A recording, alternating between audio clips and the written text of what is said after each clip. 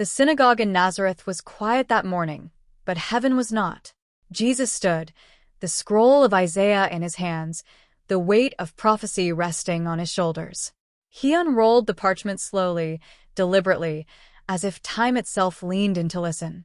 Every eye in the room fixed on him, unaware that they were witnessing the hinge of the ages. He found the place, not by chance, but by divine appointment. Isaiah 61. "The Spirit of the Lord is upon me," he began, his voice steady, his authority unmistakable. He spoke of good news, healing, liberty, and the year of the Lord's favor. But then suddenly he stopped. He did not finish the verse. He did not read the next line. He did not speak the words of vengeance. Instead, he closed the book. That motion, simple, quiet, unforced, shook the prophetic timeline. Because Isaiah's prophecy had two parts, grace and judgment. Jesus read the grace. He left the judgment untouched. He closed the book because the day of vengeance was not for that generation. In that moment, prophecy froze. The countdown toward Daniel's 70th week halted at 69. The clock that had ticked faithfully through empires and exiles suddenly stopped. Not broken, paused. Paused because Israel had not yet received her king.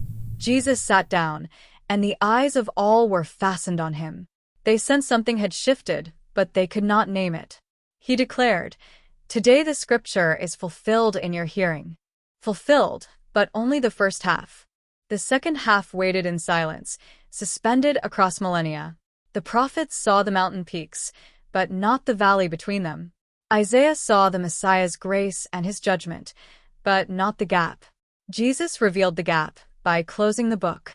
A gap of mercy, a gap of invitation, a gap called the church age, a mystery hidden in plain sight. The people marveled at his words, but their hearts resisted his identity.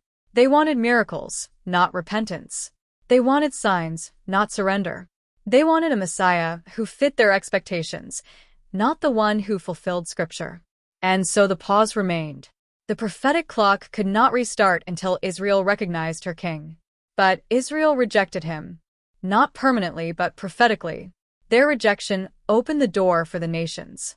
Grace flowed outward, far beyond Nazareth, far beyond Judea, far beyond the borders of Israel. For 2,000 years, the book has remained closed at that line. The year of the Lord's favor has stretched across centuries. The invitation has gone to every tribe, tongue, and nation. The church has grown in the space created by that pause. The mercy of God has filled the gap between two halves of one prophecy. But the pause will not last forever. One day, the same Jesus who closed the book will open another. The Lamb will take the scroll in Revelation 5. When he breaks the seals, the pause ends.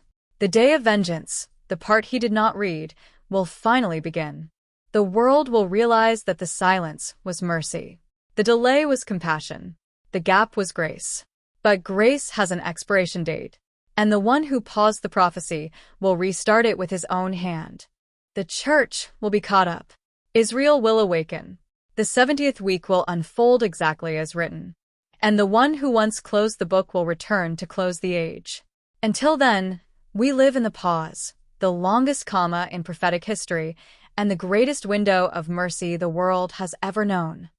If this teaching opened your eyes to the prophetic pause Jesus signaled in Luke 4, make sure you stay connected. Hit subscribe, tap the bell, and join me as we keep walking through Scripture with builder-grade clarity and cinematic revelation. Every week we uncover another piece of the prophetic timeline, the parts Jesus read and the parts he reserved for the generation that will see the clock start again.